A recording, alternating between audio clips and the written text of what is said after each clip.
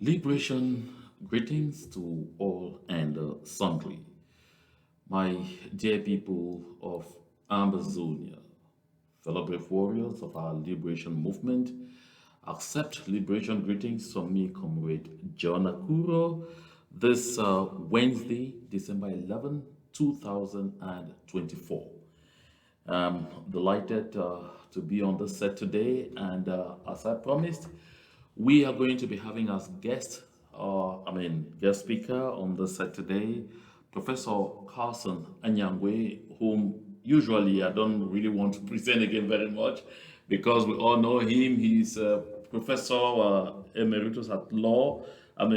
Professor Carson Anyangwe is a venerated professor at law who has been around the world, has across the world to demonstrate his know-how. He's also a household name when it comes to talks about the liberation movement of the people of Ambazonia. And so, in just a few seconds, I'll be introducing Professor Carlson Anyangwe. I'll be welcoming him on the set. But before we get there, I really want to send a serious shout out to all of our people, especially those on ground zero who continue to hold the forte, who continue to hold it tight, who continue to make it impossible for La République du Cameroon to peddle the big lie, along with their associates and their parachiks, the big lie on the international scene that normalcy has returned, that they have annihilated, the pro-independence threat, and that our people, in their vast majority, have decided to accept slavery. So by continually respecting the ghost towns on Monday and the instantaneous ghost towns that are announced sometime and even decided from ground zero, the civilian population on ground zero continue to stand very strong. I also want to extend a hand to our brave hearts, those who are truly putting in their all to defend homeland, to make sure that we will have a free homeland, and who are facing only the invading forces from La République du Cameroon and working with and protecting our civilian populations. I doff my hat to you all, and I want to also take this opportunity to extend salutes to our self-defense volunteers, our freedom fighters in Ngokotunja, especially those in Bamesing and the ones in Baba, and to draw your attention to the fact that some complaints have really come up strongly that the civilian population are still facing a lot of challenges with some in your ranks. I don't know if they are actually our self-defense volunteers that are wreaking some pain on our people, or there are people, because we have a lot of people, a lot of actors, pro-government, pro-La République Cameroon government actors who come out there and pretend to be our self-defense volunteers just because they want to inflict pain, extort from our people, and turn them against their own aspirations for a free and independent Ambazonia. So, but if this is being done by some misguided ones among our self-defense volunteers, please, I'm urging you, the handlers of those who are in Bamesing and those who are in Baba, that's on the road to Jakiri, please, please, please learn to treat our people humanely. These are the very people you are fighting for. They should be excited and run towards you when they see you, not run away from you when they see you. This is something you must bear in mind. And secondly, I've said this before. I know there are a lot of men and women of God who in our land have decided to close their eyes to the atrocities being meted on their people and are taking sides with the oppressor. But it is not our duty. It is not your duty, you the self-defense volunteers, to discipline them. Leave this in the hands of God because they will be answerable. And contrary to the thoughts and beliefs that some have in mind that it will take a long time before God disciplines them or He will always know, that karma, that karma often comes really fast because don't forget, karma is a bitch. So please, those reverend fathers, those reverend sisters, those pastors passing around there, allow them, allow them. Let us continue to sensitize them, to educate them. But most importantly, there is a way that these men and women of God can be disciplined, and that is by those who go to their churches. You know exactly what you can do to make them come to their senses. If they get in church for mass one morning and find only three, four, five people or nobody at all, and the people tell them what you are standing for is against our own wishes and aspirations. You are standing with those who are killing us, who are raping us, who are extorting from us, who are looting our land. They will come to their senses. A pastor runs into a church where he's expecting alms or where he's expecting tithes, and he finds that the people refuse to throw alms or refuse to give any tithes, refuse to pay any contributions in that church because you have taken blood money from Lele Lafrique or blood money from Okada Bilai or blood money from Atanga Ponji. They will learn to behave. So there are various ways of handling this without necessarily coming across as as rough on our own people. So my dear brave hearts, I'm urging you all to pay heed to what I'm saying and let us see exactly how to continue to make our people understand the need to stay with this liberation movement and so we continue to fight for what we all believe in. Don't forget, when the consortium that birthed, along with the SCNC, this face of our liberation movement, emerged strong, the motto was not so different from that of the SCNC. The motto was a people's collective fight for freedom. So it's our collective fight, all of us. We all are involved and we all must remain involved and concerned with whatever is going on our land.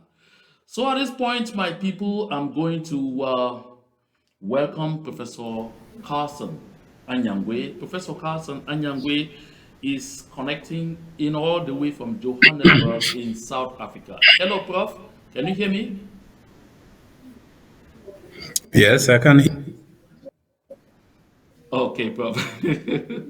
Greetings. I want to thank you, first of all, enormously for taking time off your very busy schedule to be on this slot with me. How is it out there in South Africa today?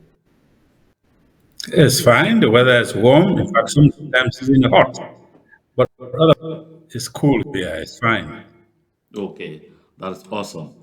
Uh, one quick word for our people before I leave you in the call for a few minutes and then bring you back.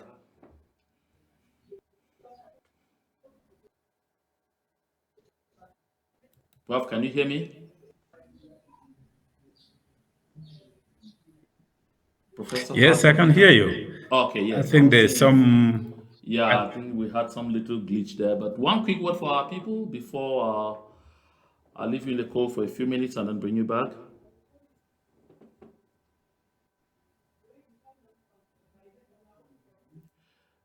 I don't know where this is coming from, but I suppose that we should be able to resolve those challenges as the slot goes on. So, Prof, Yes. okay.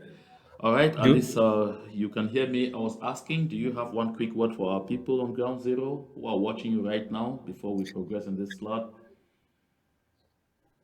yes, indeed, I have. I want first of all to thank all our people of Ground Zero, the freedom fighters, our population, for holding steadfast. And I can assure them that this is the kind of exemplary conduct which out there the international community is looking for. Synergy between our fighters and our people, and I'm very much aware that our people are supporting our liberation struggle to the hilt, and nothing is going to turn them away. After saying that, I want to agree with the sentiments which you've just expressed, that um, some of our fighters, if they are the ones involved, they should abstain from doing the kind of things you just mentioned. But we know that part of the strategy of the colonial enemy is to wreak havoc within our people by actually promoting the kind of conduct. Just yesterday, I listened to a video about their modus operandi. They can disguise as amber fighters. They can bribe our people to do all kinds of things, including even our traditional leaders, so as to disrupt this inevitable liberation that must come at some point in time. So, I want also to say that the word of caution you've issued about to the clergy is very timely. I'm not sure our clergy do read literature from other spaces. They will realize that the clergy were at the forefront of the struggle for the liberation of their own people. That is as it might be, because Jesus himself was a freedom fighter. So I think the clergy must get up and stop oppressing our people along the same lines as the oppressor. They must support our people, provide solace to our people, and there must be a place and there are churches where our people can run to in the event of being oppressed by the colonial enemy. It is unacceptable that the clergy should be allies of the oppressor in oppressing our people. Nowhere has this ever been accepted. I am in a country where the clergy played a very, very important role in the liberation of the people of this country. It was the same thing in Latin America, it's the same thing elsewhere, and has always been like that. The Ambazonian clergy cannot mark themselves out as people who collaborate with the colonizer in oppressing their own people. So I want to thank you for those sentiments which you expressed. Thank you very much, Professor Carson Anyangwe. I mean, as always, a bag full of wisdom. As always, I mean, the erudite one with a lot of knowledge. And I want to thank you again, Prof, for, reiterating that word of caution. So before I come back to you, let's take a quick run to La République du Cameroon. I always say that we will have to always pass around there because things that happen in that land, I mean, they affect, I mean, the things that happen on our land. And sometimes some of our people are still blinded to some realities. They must know exactly why they need to join us in running off, in running away quickly, and in kicking La République du Cameroon the fastest possible out of our land. Take a look at this. You see, this is Minisec information. So this tells you that this is actually an official government from an official government page in La République du Cameroon. So they say, according to the finance law, you're supposed to declare taxes on any money you received outside Cameroon. This also means parents who have children outside Cameroon and have been receiving money from the children will need to give the government something from it as taxes. Oh my goodness. I I'm talking like this, I'm choking. I said here previously that the government of Cameroon is smoothing imposing a diaspora tax. This is already an indirect way, but they're not going to end there. For those of us in the diaspora who sit behind when you want to talk to someone, they say, get out with that, you're Ambazonia. I have told you repeatedly that it will come and meet you, that the government of Cameroon will meet you right in your bedroom in the diaspora where you are and extort from you. They have no shame, they know no limits, and they have no bounds. This is why when I urge you, awake from your slumber, come away from the fence where you are standing, jump on the right side, and come away from the blind support you are giving to those who are terrorizing your people. Because by your silence, you think that you are saving yourself. By your silence, you are imprisoning yourself. You are becoming party to exactly what that Republic Cameroon is doing. So take a look at this. You have your parents, your relatives back home suffering. They don't have food to eat. I said the last time that some were calling out here to beg for 10,000, 20,000 to bail themselves from La République du Cameroon, that is asking them to come with 5,000, 10,000 to declare that they have no income. That's before you come to declare that you have no income, go and look for money.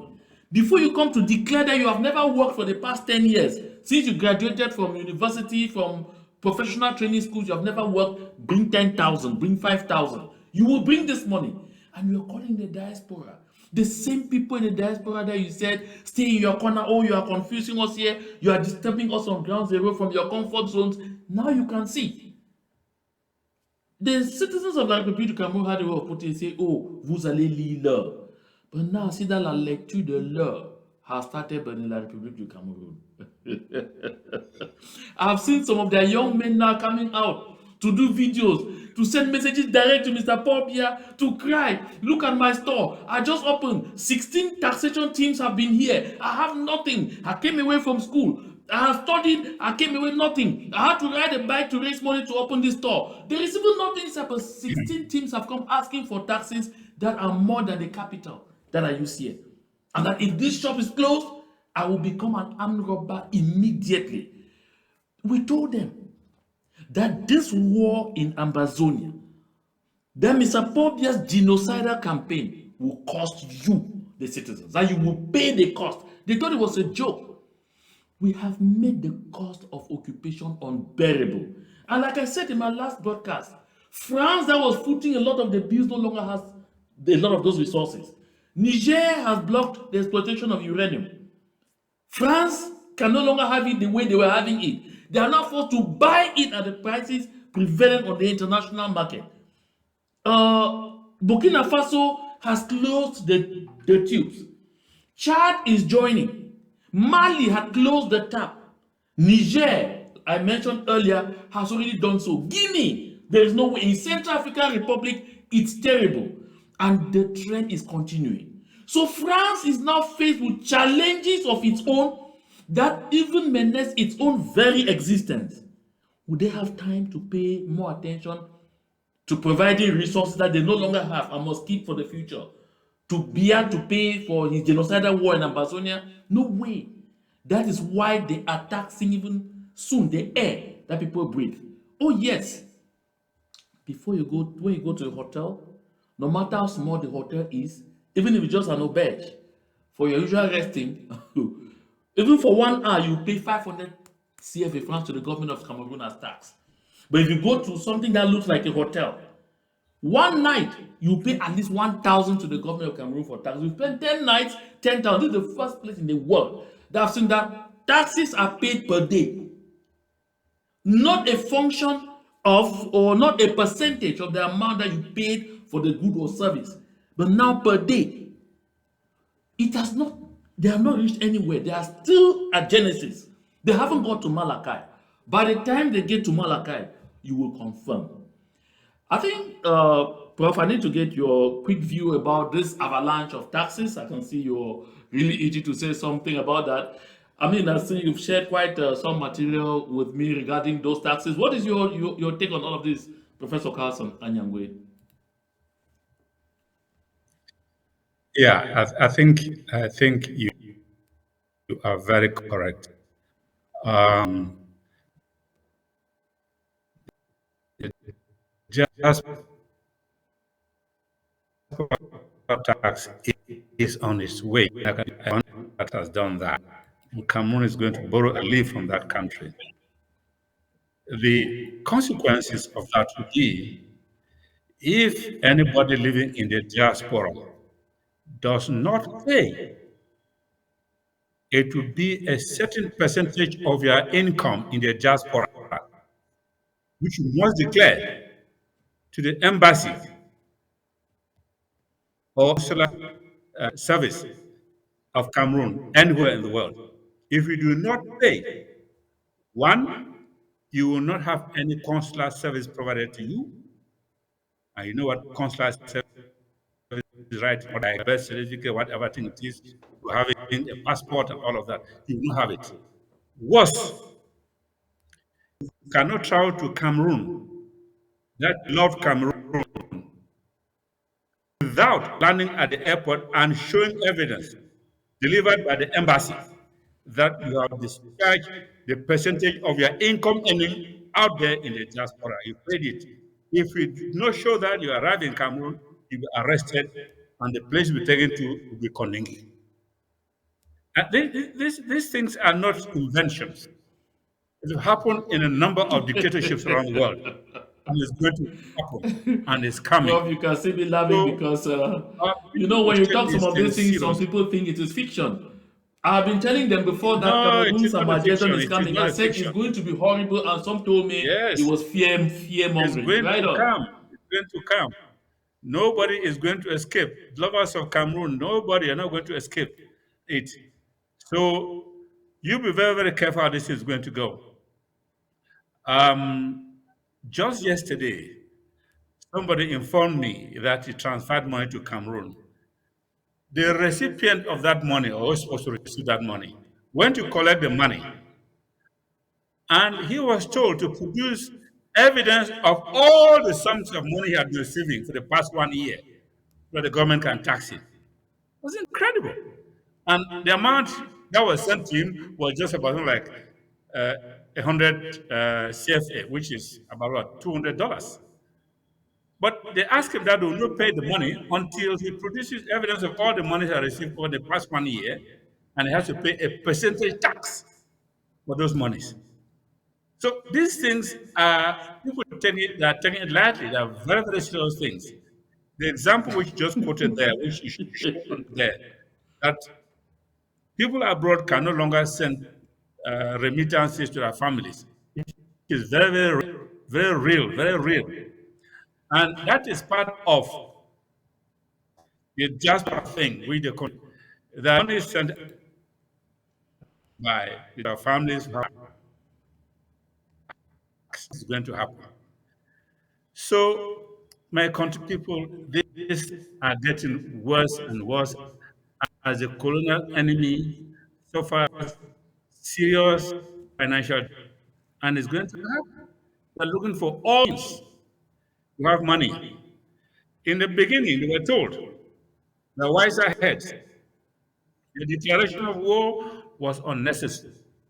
You are going to that the consequences are there. Now they have to carry on with that war, which they had thought was going to end in 2 weeks, but it's going and there's no end to it in sight. In fact, if anything, things are going to go worse. And our freedom fighters have been watching how the enemy conducts this war, how the enemy behaves, and is going to sharpen his machetes accordingly. So you are likely going to see an escalation in the future in this war. You are likely going to see a situation where these freedom fighters become more and more creative and inventive.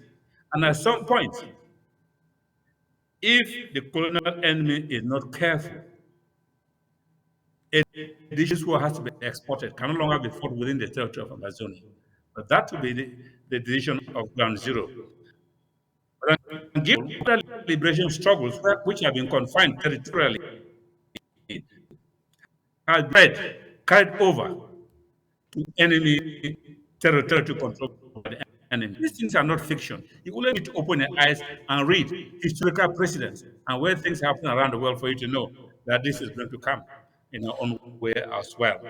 Thank you very much, So, Prof. yeah, things Yeah, are thank you, getting Prof. very, You very see, tough.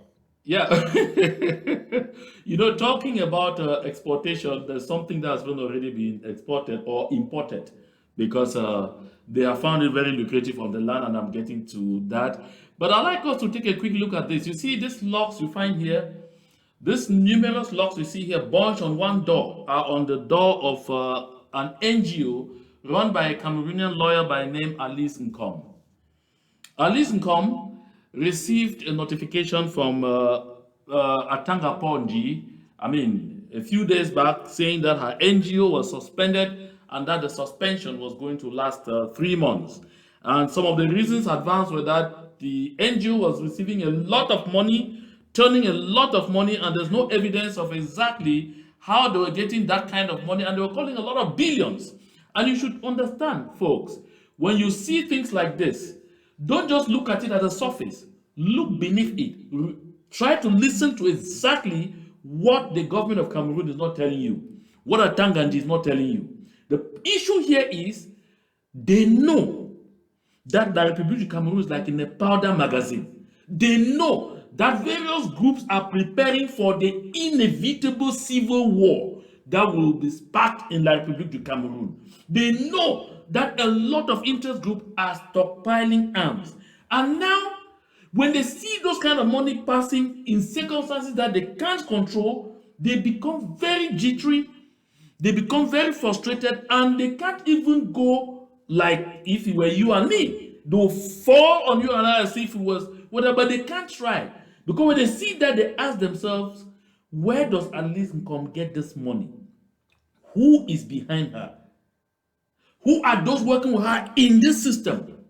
And they know that any brutality can result to exactly what they have been struggling to avoid. I mean, almost immediately. Because you see, they first of all put a simple seal. Aline Comwen tore off the seal before media cameras. This was reported on Canal 2, reported on Equinox, reported on several television stations. She tore off the nonsense and threw it away and told them she would not respect any kind of stupid seal on the door of her office. And since that was not enough, the senior divisional officer for the Vuri sent her a summons and sent that summons through the chief of the of Douala, what they call it, Canton Bell. And that chief got the summons served to Alincom. Alincom wrote back to the SDO, told the SDO she was not going to present herself as requested on the day designed by the SDO because her schedule had already been made. And so she was telling the SDO to reschedule it on another day, so that time, and give her enough time to arrange her schedule and be present. We all saw what happened to Barrister Tamfu. Barrister Tamfu simply stood out like Alice Nkom to defend his rights and the rights of his clients. What happened to him? They pounced on him and pounded him to pulp. Why? Because he's Southern Cameroonian. They can't do that to Alice Nkom. Alice Nkom is a lawyer, just like Barrister Tamfu Richard. But they did that to Tamfu. I use these occasions always to remind our people that those of you who continue to want to cling yourself to the Republic of Cameroon, they have been reminding you day in, day out that you don't belong. You don't listen. Because see, rather than falling on Alice Nkom, see what they did. They rather went and packed locks. She will still get a saw and cut off these things, and nothing will happen to her. If any of you from the Southern Cameroons, in Douala, in Yaoundé, wherever, dare this, or even in our land, just tell me exactly what would already have happened to you by this time. These things are lessons to us. That's why I bring them here. For some of you who are here to tell me, oh, that's foreign news. This has nothing to do with foreign news. It's something for you to see, so that you continue to understand exactly why this liberation movement is important. Why we have to fight against this dehumanization from La République du Cameroun. Professor Carlson Anyangwe was talking a while ago about exportation of, some aspects or the liberation movement or the war itself. That's the war to La République du Cameroun. By exportation there, it didn't mean us carrying it there, but citizens of La République du Cameroon beginning to do some of those things that are happening on our land. I told our people for the longest time that La République du Cameroon is not a safe haven for you. When the people sit down and consider what they are going through in Ambazonia, they will start coming after you. And some of you thought I was kidding. Take a look at this. This is Madame John Weber. She was kidnapped in Yaoundé. I hope you heard the location very well. She was kidnapped in Yaoundé 2 days ago. I say kidnapped in Yaoundé 2 days ago. This information is reported by Nzumanto. That she just returned from work and got a call from some people who told her they were around. As she went and opened her door and came out, they picked her from there, blindfolded her, dumped her in a vehicle, and disappeared with her to an unknown destination in Yaoundé, in the national capital of La République du Cameroon. And next day, the people have called and they're asking for a ransom of 25 million CFA. So, for those of you who continue to fight against the wishes and aspirations of the people of Ambazonia and run to La République du Cameroon thinking it is safe haven, let this begin to serve as an example to you. Madame Wiba Jones was not picked up in Bamenda, she was not picked up in Boya, not in Kumba, not in Bangem, not in Tombel. No, it was not in Womb, not in Bafut, not in Batibo. She was picked up in Yaoundé. And this is to let the people know you have always thought Yaoundé was safe for you. Yaoundé has started. And I want to assure you, at the core of this will be citizens of La République du Cameroon. If you want to find out from them, because I got some information that I'm still verifying strongly, they have set in place a plan to deal with those southern Cameroons so-called elite who have escaped to La République du Cameroon and are pushing a war in which their children, soldiers, gendarmes, police, are being killed on a daily basis. They now want you, who has escaped to Douala and Yaoundé, to pay. And this is just the beginning. You must learn a lesson. If you don't learn, they'll force that lesson on you. Like seriously. So Professor Carlson Anyangwe, I suppose you read this development. Yes, I did. I did.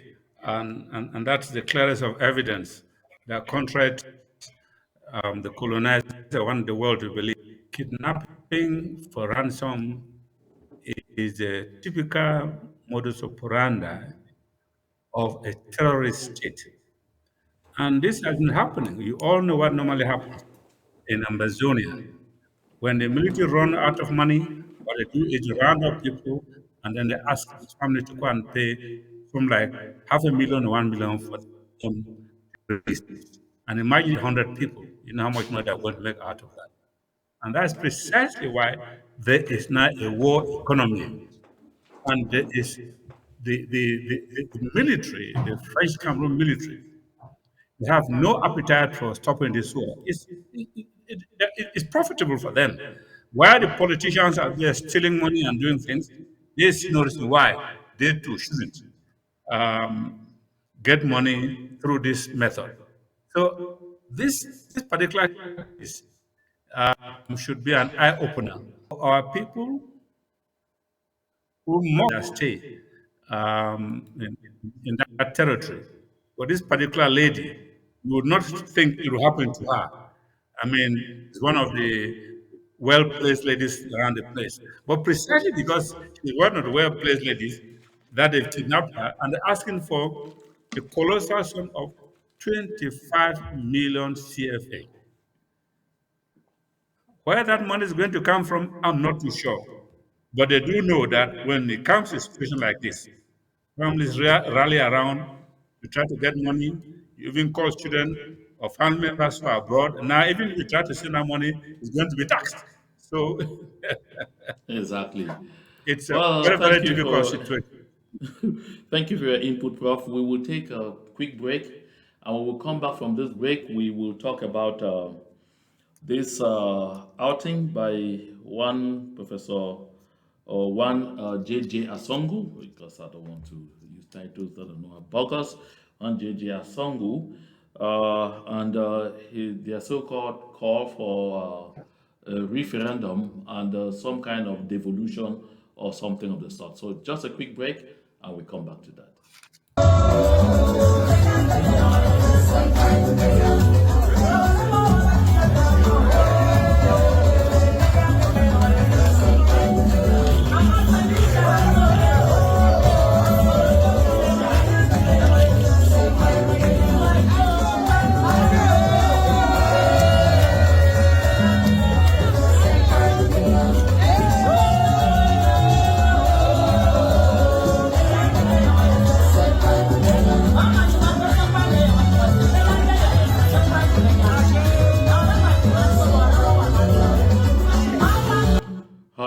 was a very beautiful number there from Manu County. I bet you I never get tired watching this mannequin dance. And frankly, I was really beginning to shake my body, and I see Prof. 2 was shaking his head right there in Johannesburg.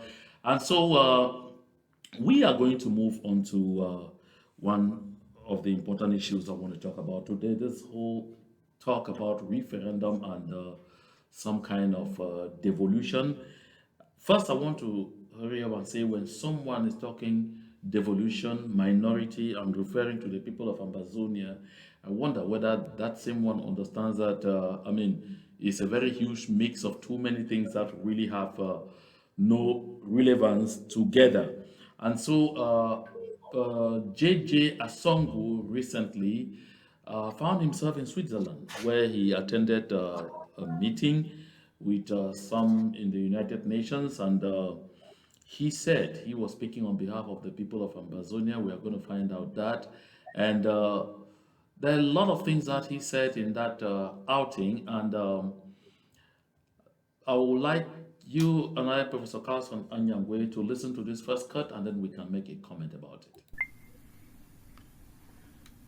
Fellow Ambazonians, ladies and gentlemen, on Thursday, November 28, 2024, I had the awesome opportunity and responsibility of speaking on behalf of the over 8 million people of the former British Southern Cameroons, Ambazonia. This was at the 17th session of the United Nations Forum on Minority Issues in Geneva, Switzerland.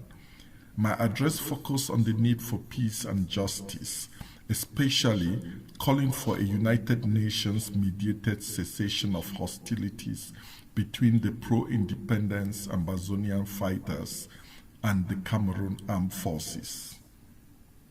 I also called for a referendum on the future of the former British Southern Cameroons. This speech was heard by hundreds of diplomats from all over the world, as well as over 500 organizations supporting various facets of minority rights.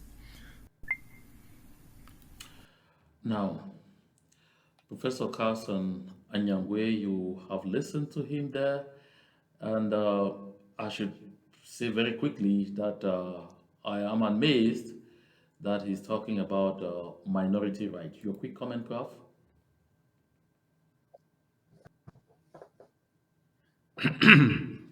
Um, as a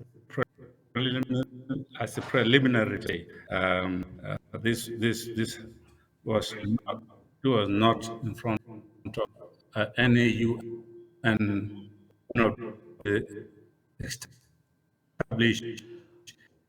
Prof, I'm afraid we're having some communication challenges there. You're coming in and out. I don't know if Or it's the internet connection. any Prof, of can you the hear bodies. me? So he's talking about cessation of hostilities, whereas it is common knowledge that every person who starts a war has an obligation to stop that war, and he can stop it by simply telling his army to halt. That is it. Nothing else. Final referendum. That word has been around with how complicated and complex the issue of the referendum is. So, whether this talk was well thought out, or this is just again one of those situations where, like typical Ambazonian, we just want to go out and behave like the peacock, show off, talk, nothing really concrete to show. But if you do permit me, let me just say these two things. Uh, One on the issues of minorities. The motive of rights of minorities are very clear. The rights which minorities enjoy under international law are denoted as special rights for minorities. What are these rights? Equality on a non-discriminatory basis, use of own language, benefit from services their own services and participation in the economic and by the country where they find themselves. In fact, Article 27 of the International Covenant on Civil and Political Rights is very, very, it speaks of ethnic, religious minority or a religious minority. So when I hear people talking about minorities, I don't understand. And that leads me to ask many questions. Now, what are the implications for Ambazonian self-determination uh, to present Ambazonia in the degraded of a minority group in Cameroon? Another question I want to ask is, which UN body did he participate in? Was it on his own on behalf, or was it simply tagged along by some NGO? And we know that there are a number of NGOs there in that Ambassador are simply not in Cameroon. And so is um, Professor whom I know inevitably have lent himself to this kind of a situation where an NGO that is fronting and anxious to present Ambazonians as simply minorities would tag him along and join them in this particular forum. Yeah, Professor Carlson Anyangwe, we're having quite some challenges there with We don't communications from even know. your end. I Does, don't know if you can hear me, Prof. Yeah, he could not make any complaint because the forum he is talking the things on minority specific rights. And also, that's why he got the wish of this question. This blanket thing about asking for don't ceasefire, blah, blah, blah. We've been hearing the past 8 years for starting. And in any case, what beneficial outcome resulted from this participation? Actually, there was nothing about it. So the issue of minority rights is very clear, and only one instrument comprehensively deals with minority rights, and this is the Declaration on the Rights of Persons belonging to national or ethnic or religious or linguistic minorities, which was adopted in 1992 by the UN General Assembly. And that's the instrument that addresses uh, special rights of minorities in a separate instrument. And anybody who wants to seriously address issues of minority, again, which is not something new because way back in the 80s, Albert Mugo went to Geneva, but he was even stronger because he appeared before the Committee on Human Rights. It's particular with the issues of minority. And that working group on minorities is the major focal point for the activities of the United Nations in the field of minority protection. Now, what I hear is they did not even appear before this working group on minorities. They appeared before some NGO forum. Which is that? NGO forums often meet, but they are talking of the United Nations system or the African Human Rights system. This is a forum where the NGOs actually meet before the meeting of the UN body. So appearing there actually means absolutely nothing. In my days when I used to be work with the African Human Rights Commission, I attended many of these NGO forums. Is they were talking, people talk, talk, talk, talk, talk, talk. At the end of the day, yes, the commission mentioned Prof, can you hear me? and I his Yes, I was going to recommendation. ask you this question. He's But people talking know about him minority we want rights. to present this as major, as a major achievement, but it is not. It's one of those things where we want to show off and to appear to be consequential. Thank you. Yeah, so Prof, can you hear me? Yes, I can hear you very well. Okay, yeah, we've been having quite some challenges. I mean, in the line to South Africa, I don't know what happens that once in a while we Yeah, actually have some hiccups. But fortunately enough, you can get me now. I was going to ask you this question. First, he says there that on behalf of all 8 million people of Ambazonia, that begins by striking a chord. Where did he get this mandate from the people of Ambazonia to go talk on their behalf? That's number one. Then number two, he's referring to the people of Ambazonia. He's not referring to the people of West Cameroon. And then he's talking about minority. Is that not a kind of contradiction? How do we put that together? Because first, are the people of Ambazonia a minority in La République du Cameroon? Because to the best of my knowledge, in 1961, what happens? You had two parties equal in status that came together to found a country. So how? I just like you to throw some light on this, Prof. yeah, that is a big, mighty conceptual model. I don't think uh, my actual true to saying. Look, it is very, very clear, even with French Cameroon colonization of Amazonia, the important distinction, try as they can, still remains the distinction between um, Ambazonia and Cameroon. So the colonization has not changed that. There are two territories. If you look at even during the time of the Federation, federal constitution made it clear that the Federal Republic, the Cameroon Federal Republic, territories, the former Southern Cameroons, which was called West Cameroon in the Federation, and the former Republic of Cameroon, which we call East Cameroon during the Federation. Now, even during the time of the Unity State, it was exactly the same thing after 72. He said the United Republic of Cameroon was constituted two territories. Again, what was called West Cameroon and what was called East Cameroon. This hasn't changed anything. Bia's resuscitation of French Cameroon or La République de Cameroon, which was extinct as on 1st of October 1961, hasn't changed anything.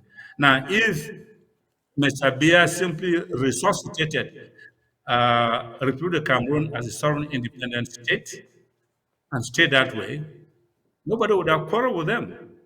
The problem is having resuscitated extinct Republic of Cameroon, it at the same time laid claim to the territory of Ambazonia as part of the territory of the Republic of Cameroon. There is no recorded instance anywhere historically at any time where Ambazonia has ever been part of a country called Republic of Cameroon. The colonial occupation, takeover, and rule in Ghana is colonialism, pure and simple. Territorial expansionism. That's what it is, and nothing else. So when people begin to project and say that Ambazonia, the people of Ambazonia, are a minority in French Cameroon or La République de Cameroon, that beats the imagination. How are they a minority? Now, one consequence of saying that you're a minority is that you are limited in terms of what you say and what you can do. You are a linguistic minority, you are an ethnic minority, you are a cultural minority. That's all you are. And you can only have what you can have as a minority as a result of the benevolence of the majority. Is that what we're talking about here? So sometimes I'm often surprised to hear our people articulate certain positions when they have not thought it through. And this is a typical example. Like I said, way back in the 80s, Albert Mukong went to this working group on minorities. And Albert Mukong's presentation was even much more robust than, than this participation in NGO. which my friend appears to have taken part in. At that time, still a lot misrepresentation of what the Southern Cameroons or West Cameroon was. And there was a lot of literature, even by our own people, presenting us a minority. And therefore, we ended up by simply begging. When you're a minority, you beg. You depend upon the majority to do you a favor. So what we do, you are simply asking to be treated with some respect. That's all you're asking for. This is It's exactly amazing why I because we say had you cannot be talking about Ambazonia and then you are talking minority in La République du Cameroon. So thank you yes, very much, Prof. and this is Yes? yeah no, but John, let me just say, Ambazonia, this territory existed as a polity since 1922, and it rose up the rank of a self-governing territory, poised to achieve independence as a sovereign state. But we know what happened, and that did not Sure. happen. It achieved independence, but not as a standalone independent state.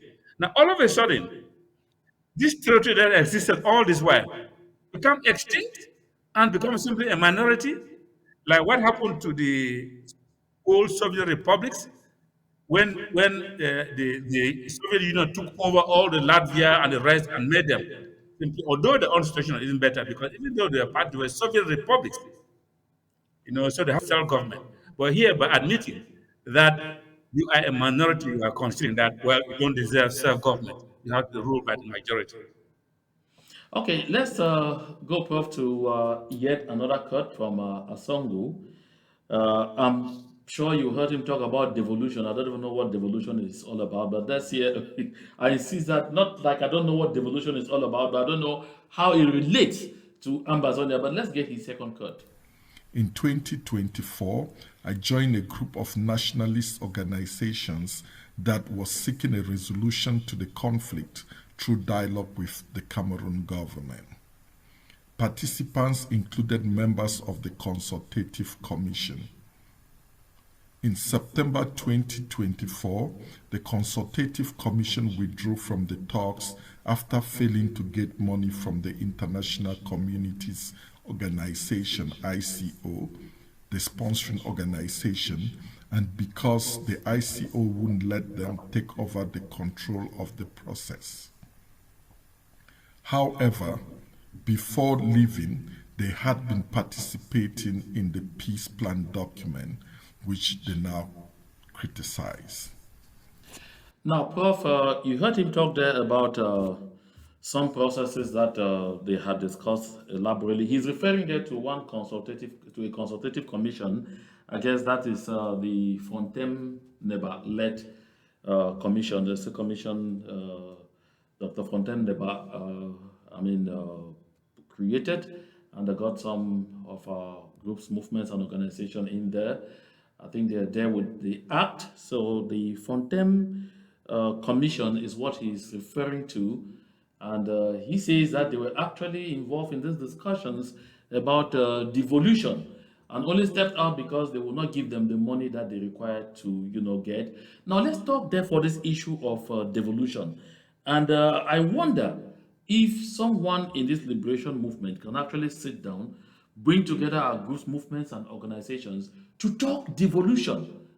I'm still at a loss, Prof. Yeah, the problem is, listen to what he said. The problem with our people is everybody wants to be a chief. Nobody is prepared to be an Indian. That's one of our major problems. The second problem is we bandy terms and expressions around without being able to articulate the content of what we are talking about. This is one of those terms they use, a concept, which they bandy around, but is unable to articulate means. Devolution. You are devolving what? He couldn't say. He throws it around and sounds a big term and bamboozle everybody who doesn't know, says devolution. Now, devolution takes place in a unitary context. and it can be devolution of administration or devolution of powers. What you have in the UK, for example, which is a unitary state, what has gone to places like Wales and Scotland are devolution of powers, where those entities have their own parliament and have and they are supervised at a much more higher level by Westminster Parliament. Now, my trouble here is um, the concept of devolution here was not. And by talking about devolution, you are saying one, you accept the status quo, in other words, the unitary state. Two, you give up any idea even of even a federation, because there's a whole difference between federation and a federal decentralization and a decentralization in terms of devolution. Now, I would have loved to hear more on what he means by devolution, but I know if he goes to explain further, then he box himself in a corner. At the present which we are fighting, we have rejected federation. If we rejected federation, there's no way we can accept devolution because devolution means that you concede that Yaoundé has power over you and Yaoundé will have you. Because what they're doing, you are begging now for Yaoundé to devolve something to you. What that thing is, he did not say. And bet me, Yaoundé will never, never devolve political power to you.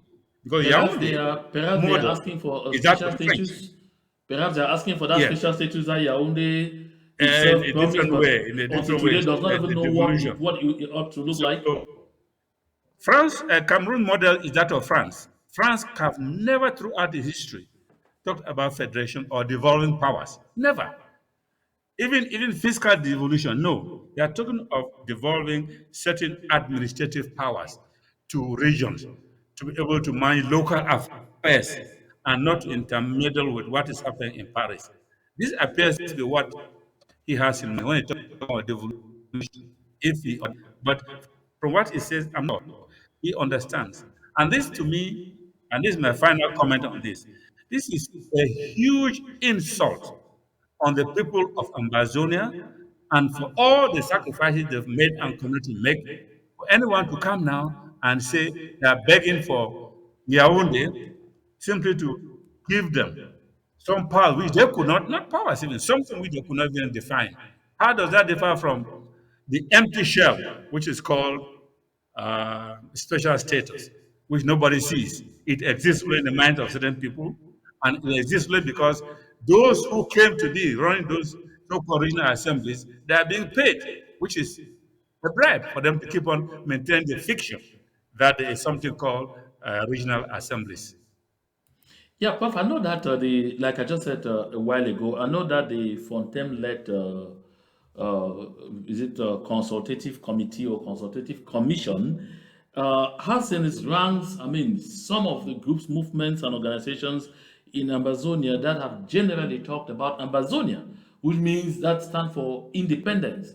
So, is it that Asongo is trying to mislead the public that members of this Fontaine-led commission were actually on board devolution until they were not given money that they were required from the international community, or is that some kind of a try? Because I know that there is the Chris Anu-led IG and the ACT, I mean those the ACT, those who were in Switzerland, and I mean who are part of that commission, because it worries me to imagine that something like this is said and I have silence. I need this group to let us know exactly if this is what they thought initially, or the letter that they issued indicating that they were opting out of attending the meeting in Switzerland was because they did not agree with the principles and discussions. Your take? Yeah, I think that is how our friend has tried to mislead people. I would bet that Dr. Fontaine, whom I met recently in Boston about some few weeks back will be the last person to say that they actually consider this whole thing about devolution. And that is not Fontaine's language. He would never, never speak about devolution. Never. But he tried to give the impression that, oh, there had been some agreement about devolution with Dr. Fontaine's own group, and that those talks collapsed simply because, interestingly, that they didn't get expected monies from you want to produce something you set up, then you are now depending on someone else to give you money to carry on that thing, which you yourself cannot. Very, very strange way. So these people cannot genuinely project themselves as fighting for the liberation of Ambazonia, nor can they genuinely project themselves as consequential as far as the liberation struggle is concerned. These are people who just want to, as I always said, the peacock syndrome, you want to appear, since every ambassador thing, the best thing to do is to form your own little outfit and become your own president. You're a president or you're a chairman, and then, as they often do, like he did, you're addressing the country. And it even says that people mandate which people, where and when. This is part of the continuing deceit which you have. And at the end of this particular branch, I would actually indicate to you certain observation which I have concerning our people, the way they behave, some of our people, and that's what has been killing this struggle, and that is no, not killing actually, but retarding this struggle. Whereas it could Exactly, have been won, retarding. struggle Yeah, could have because been won a nothing's long going to time kill ago. this struggle. Yeah. Yes, Prof. We will let go Sangu, but I guess even not before we listen to this last cut, where after saying that he went out to speak on behalf of the people of Ambazonia, he comes now and says that he wants, I mean, the people of Ambazonia to give him a mandate. But all the same, he even tries to explain that he did not sell out or it is not, I don't know. Let's hear him again. This is not a surrender, but an answer to the call for peace, with the understanding that there can be no peace without justice, and in keeping with our erstwhile motto, the force of argument, not the argument of force. Our war of independence is proof that we take our rights seriously, but the time has come for peace. For the first time, there are And again, I think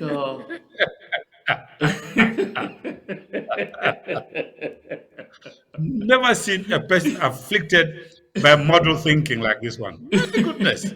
What is he talking about? Huh? What is he talking about? And he is well like peace, peace, peace. Does he understand? Has he understood what peace means? Oh my goodness. Does he understand there's a concept of negative peace and positive peace? Does he know that? Peace for the sake of just peace. And what does he understand by peace? Surrender. That's peace. No, no, no, no, no, no. My dear Asongu, please, please. Nah. so I guess I've always said on this platform and in other fora that what people don't understand is if you don't see Islam Republic Cameroon running to the negotiation table and pleading, please let's go to the negotiation table, then we're not going to have anything come out of that table. Because La République du Cameroon has to get to that place where they are choking and they know they can no longer hold it. And they will begin saying, please let us talk. We saw them, they made that attempt with Canada. And then as soon as they felt that, oh no, but we can still hold this longer, they ran away. And because they did not succeed in getting it the way they really wanted, they ran away. But when I see Ambazonia sit and say, oh, we want like you to come to the negotiations table and talk with us, that seems very beggarly. And if I want to use this from if I want to get a biblical quote to explain this off, I'll say I don't know where somebody has ever begged the devil not to harm them, and it has worked. Yeah, yeah. As I said, beggarly attitude will take us nowhere. taking people, one group after the other, many were linked with the enemy, and a lot of media mercenaries linked to the enemy because they are on the payroll of the enemy. And in some cases, this we have evidence of this. But the cases where we don't have evidence, it seems to me that some people are just posturing, advertising themselves to be noted by the enemy so that they can have some money. Our people, because of our generalized poverty, are addicted to being bribed and to have money. This has been our story, and many people are prepared to sell their birthright um, for a mess of porridge, unfortunately. So, if a few years ago somebody had told me that our Songu would be a sellout like this, I would have said no. Because I knew him way back in the 90s, who interacted on this issue. And for him to emerge now and start begging for devolution of power and saying, prepared for peace, which means to surrender. When he says, oh, fighting time has come for peace, we war on French Cameroon. They invite war. That war was imposed on our people. The person who imposed that war bears the responsibility in law to go to war. That is clear as that. They have the trained army. They have over 40,000 troops. They have all this, and they are supported by countries like France and Israel. We know that. So, what is very difficult for them to call off the war? The war has not affected our territory one bit. We've not crossed the international border separating us and gone to our territory. So when I hear our people always saying, "Oh, we should give," and then peace, peace. What is going to happen to you if that were to happen? It's not peace at all. It will be wholesale slaughter. Trust me. And you don't have any word. You become what is known as a conquered people. And a conquered people are who have no voice and no saying. And all claims to any right are all extinguished, except one which by benevolence of the conqueror they want to concede to you. So I don't believe that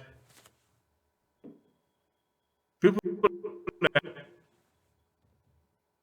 Songo speak is waiting for something to happen. And that's my take. Thank you very much, Yes. Prof. We will take another quick break. And we'll come back from this break. This time we will talk about the arrest and the detention of Comrade Lucas Cho Ayaba in Norway. And we will look at, what exactly is going on there around his situation. And we shall discuss exactly what needs to be done to beef up the defense and give La République du Cameroon a constant run for their energy. Let's take a musical break.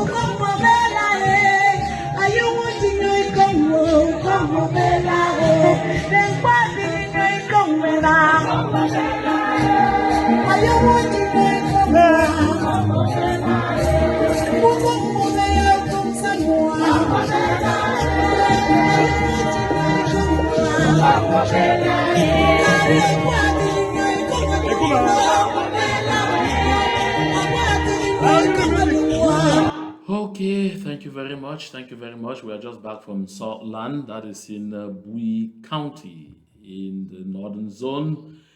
Very beautiful number there, also. Ambazonia is just so damn with wonderful culture.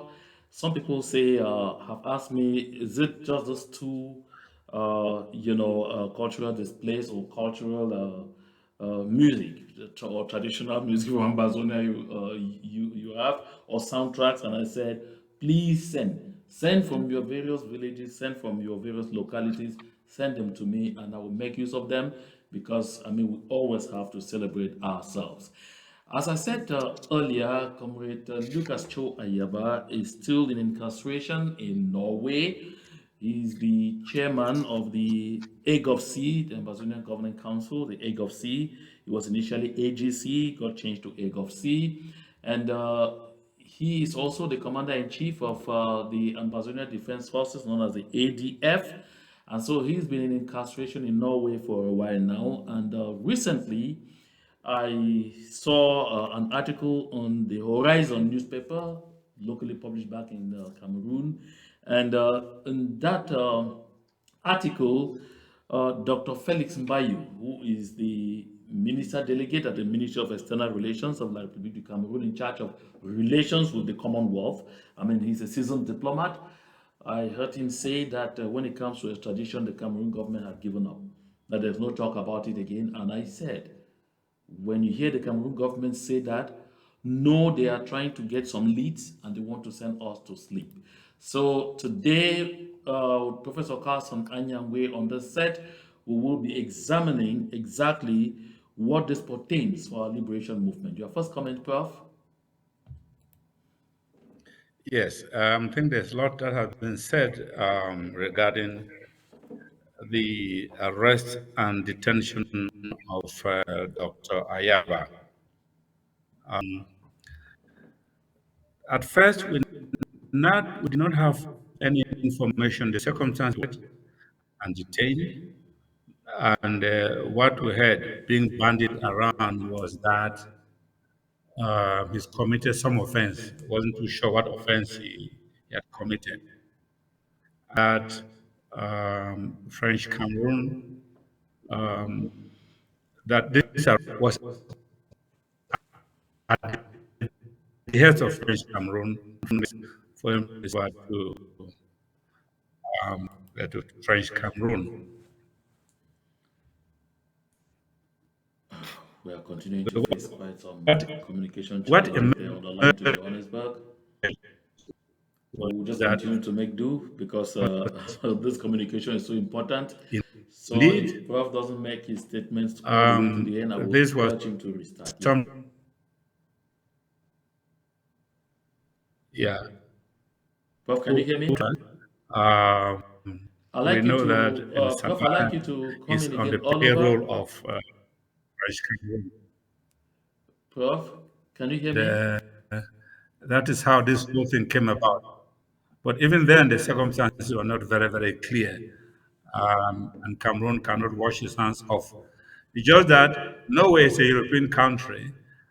They could well have moved in like they did with the Naira 10 and hijacked, kidnapped Ayaba and taken to Yaoundé.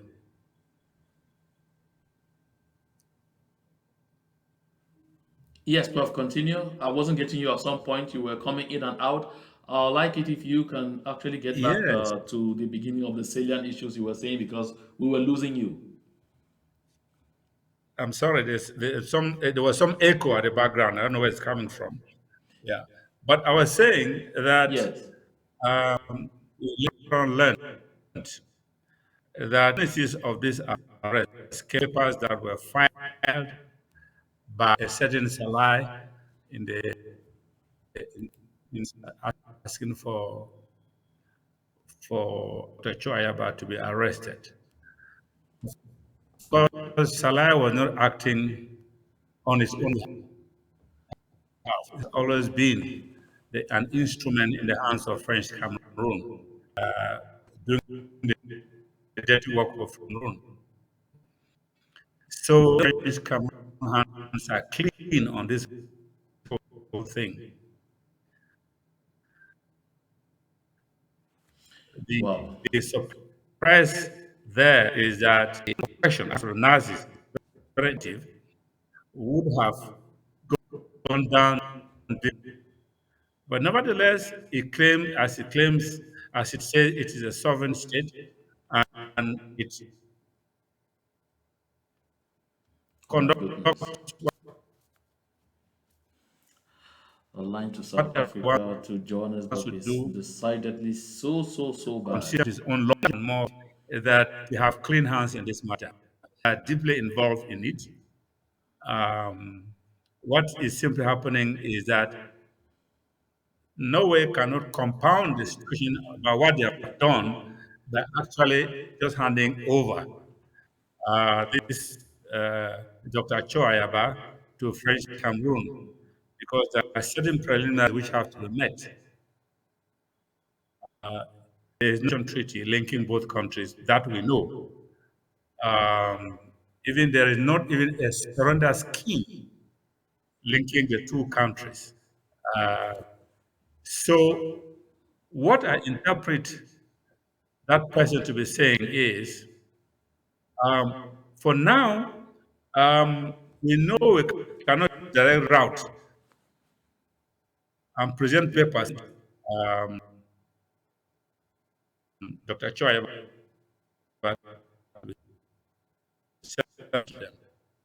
we are still going to explore other means to see.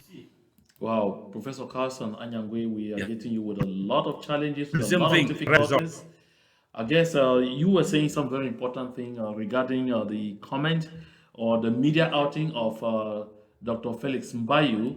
So I guess we are likely to take, a very short break. I know it's 18 minutes gone past 9 p.m. in Ambazonia. Let's take a 20-second break and try with the technical department to see what we can do about the communications lines to Johannesburg.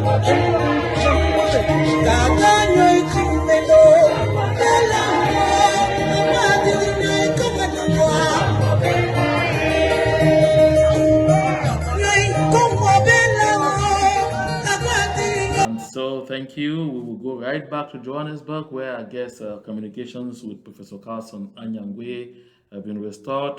Prof, you were making a comment about what Dr. Felix Mbayu said, and you were establishing exactly what you interpret that to mean. Can you get back to those comments? Because when you were around that comment, we could not hear you properly. Oh my goodness, I'm so sorry. Um, I said one that Cameroon does not have plain hands on this matter because it was acting through its agency, French Cameroon, that is a certain Salah who is in America. He filed certain papers to earn to earn his pay. Because depending on what he delivers, he earns his pay. That's been the French modus operandi. Second, that I do not believe this can give it up. My interpretation is that what they are saying is, for now, we are going to pause this thing because we don't have any legal level on which to stand. And even if they don't have, they could approach like they've done the Norwegians will find it scandalous just to take Dr. Cho Ayaba and hand him over to French. But they have to look around for something. Somehow that face for Norway to be able to hand him over. And I was saying, we have possibilities going through the French or going to through the Israelis. And the French have always acted as an agency of French Cameroon to do all kinds of things that we know, everybody knows it. And they might want to try to get the French to do something.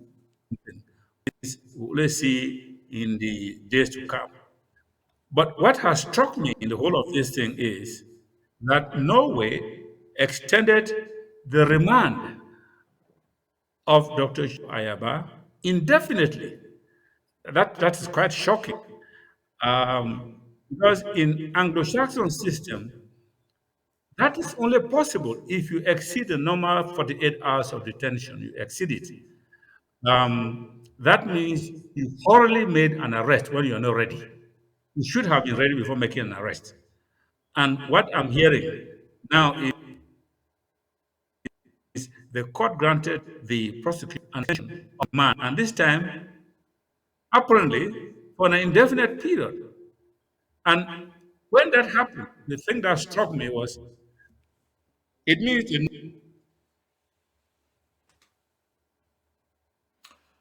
We are still having some that there's communications already a challenges. presumption of guilt. And it's now for Dr. Joe Ayaba to try to prove his innocence, which is contrary to what normally in the American system, where there's a strong presumption of innocence, and it is the responsibility of the prosecution to prove the guilt. And one element of that presumption is bail. You cannot say somebody is presumed innocent and you keep him in prison. It doesn't make any sense. So this is one thing that struck me about the Norwegian system. Although I thought that Norwegian system was much more closer to the Anglo-American system, I'm beginning to realize that perhaps it is not, and that one needs to have a closer look. And if only on this issue, Norwegian system is detention, so I understand. And I say so because I don't have all the facts. Indefinite detention of somebody who is merely a suspect, as far as we're concerned. Then what makes us think that the state of Norway will not lean over to accommodate the idiosyncrasies coming from Yaoundé? In other words, um, devise something which will enable them to send Dr. Choi about Yaoundé, where they know French Cameroon has in its penal code the death penalty. And you don't extradite people to places where there's a likelihood. Now, Prof,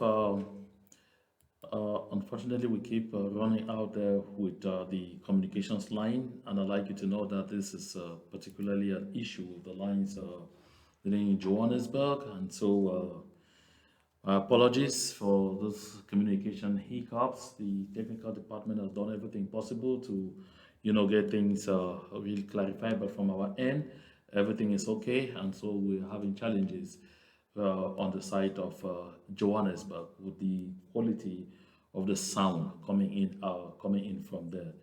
So, Prof, I don't know. I see it's still frozen. I don't know if you can hear me, but I absolutely would have wanted us to delve a bit more into exactly what Ambazonia or what Ambazonians need to do to,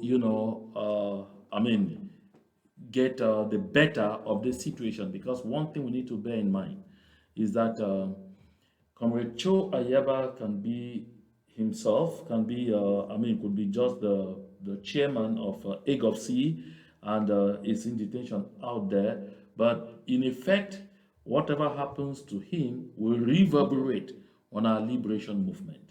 And he, was one of the actors in this liberation movement. And so we have to understand that in this situation, just like we have done with others, all hands will have to come on deck because if we allow La République du Cameroon to play its undercurrents and play, behind the scene kind of arrangements, engaging diplomacy rather than law, and end up, having Comrade Cho Ayaba flown to Yaoundé, it will have a non-negligible effect on the psychology of the people of the southern Cameroons regarding the struggle, this liberation movement. This is exactly why we have to fight tooth and nail to make sure that possibility doesn't happen. That is why we have to ensure that some of our best legal minds in Ambazonia, from the new year, join the legal team, the defense team for Comrade Cho Ayaba, and begin to know exactly what is happening and bring together ideas to see exactly how to arrest that situation. Let's be clear about this. We may have differences, we may have misunderstandings, we may have areas where we disagree, but it is not for the enemy to discipline anyone among us. That discipline has to be carried out by us. The moment we start thinking that it makes sense for the enemy to discipline anyone among us or whatsoever. I mean, whatsoever. I'm saying this because of the barrage of calls I've received from some people attacking. Why are you talking about from Ayaba? No, let some will even go as far as saying let him rot there. Some will say all kinds of things and all whatnot. I want to make it really clear here, absolutely clear here, that those of you who are holding that opinion, you are trying to shoot yourselves in the leg. You may have, we may all have differences with Comrade Cho Ayaba, but at this point in time, it is the interest of Ambazonia that is at stake. It is the image of our liberation movement that is at stake. It is the integrity of our liberation movement that is at stake. And it is actually, I mean, the stay of our liberation movement that is at stake. I have had the opportunity to tell them a lot of the times that even me, myself, Mbakuru, as an individual, I've had differences with Comrade Choi. I've complained on this set that he wasn't taking, I mean, my calls, wasn't cooperating, wasn't collaborating on issues that we thought were important to, handle together. But the moment he is in trouble, where he can easily find himself in the throes of the enemy, our one and only enemy, La République du Cameroon, we must rally. And I used an African proverb here the last time. You first of all send away the hawk before you go questioning mother hen why she first of all wandered far away into the forest. This is exactly what it is. Unfortunately, Professor Carlson Anyangwe is still frozen. Prof, can you hear me by any chance? Prof, are you still there? Can you still hear me by any chance? Unfortunately, we lost him now, I mean, once and for all. The lines were really bad, and we actually had to discuss we had agreed to discuss the pre-talks in Canada as the last issue for conversation, for examination on the set today. I suppose we are just going to adjourn. This is about 29 minutes gone past 9 p.m. in Bamenda. I think it's the same time in Boya and Kumba. And so therefore we will I'll have to bring Professor Carlson Anyangwe back to this set. And when he returns here, we will simply go straight away. We will finish up the few issues. We have to talk about the arrest and detention of Comrade Cho Ayaba in Norway, and then we move straight into the pre-talks in Canada. That said, I really want to thank each and every one of you who set aside time to be part of this very important broadcast. We definitely will be back on this set. I'll talk with Professor Carson Anyangwe at the end of this broadcast when I get off from the studios. And then I hope that he agrees that we return to this platform on Sunday to complete our conversation. If he agrees, then I will let each and everyone know in my very next broadcast. That said, until we meet again, have a nice time and do enjoy the rest of your day and the rest of your evening, or good night for those who are where they're already about to sleep. And thank you so much for watching. But as always, share the link as much as you can so that those who are not able to be part of this live broadcast should have the opportunity to watch. Thank you very much.